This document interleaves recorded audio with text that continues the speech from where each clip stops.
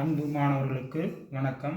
இன்று நாம் மேல்நிலை 2ஆம் ஆண்டு தமிழ் பாடத்தில் மொழிப்பயிற்சியில் உள்ள சில பகுதியை பார்க்க போகிறோம். எழுத்துப் பிழைகளை நீக்கி எழுதுக. இதில் தமிழ் எழுத்துக்களில் ஒரேவித ஒலிப்பு முறை கொண்ட எழுத்துக்கள் பயன்படுத்தும் போது நாம் கவனத்தில் கொள்ள வேண்டிய கருத்துக்களை மனதில் பதிய வைப்பதற்காக இந்த பாடப்பகுதி அமைக்கப்பட்டுள்ளது.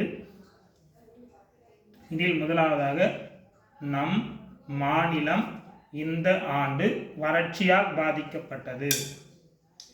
இந்த வாக்கியத்தில் மாநிலம் என்கின்ற இந்த வார்த்தையில் 2 சுழி கொண்ட நகரம் பயன்படுத்தப்பட்டுள்ளது.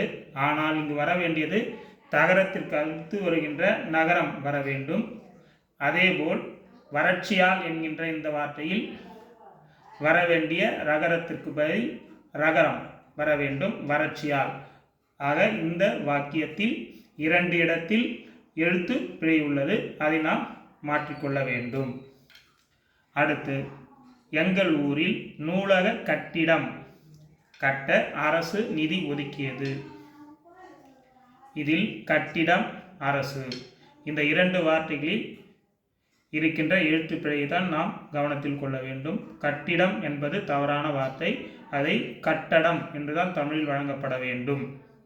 அதேபோல் அரசு என உச்சரிக்க வேண்டியது அரசு என்று உச்சரித்து இதில் எழுதப்பட்டுள்ளது. இந்த 2 எழுத்துக்களையும் மாற்றி நாம் எங்கள் ஊரில் நூலக கட்டடம் கட்ட அரசு நிதி ஒதுக்கியது.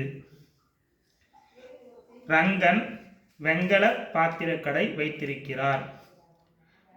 மொழிக்கு முதலில் ரகரம் வராது, அது இங்கு தவறு. அதேபோல் வெண்கலம் என பயன்படுத்தக்கூடாது, அது வெண்கலம் என இருக்க வேண்டும். அதை மாற்றி நாம் அரங்கன் வெண்கல பாத்திரக்கடை வைத்திருக்கிறார். அடுத்து, நாம் வழக்கத்தில் பயன்படுத்துகின்ற மானம் என பயன்படுத்துகின்றோம், அது தவறு. மானம் பார்த்த பூமியில் பயிறு பயிறு எனவும் நாம் பயன்படுத்தக்கூடாது. வகைகள் பயிரிடப்படுகின்றன. இதை மானம் அப்படின்ற வார்த்தைக்கு பதில் வானம் எனவும், பயிறு என்கின்ற வார்த்தைக்கு பதில் பயிறு, இந்த 2 எழுத்துக்களை மாற்றினாலே இது சரியான வாக்கியமாக மாறிவிடும். அடுத்து, ஐப்பசி அடைமழையில் ஊருணி. முன்பு பார்த்தது போல 2 சுழி நகரம் வந்திருக்கிறது. அதற்கு பதில் 3 சுழி நகரம் வர வேண்டும். இதில் ஒரே ஒரு எழுத்து பிழைதான். இதை நாம் அறிந்து கொண்டால் சுலபமாக 2 மதிப்பெண்களை பெற்றுவிடலாம்.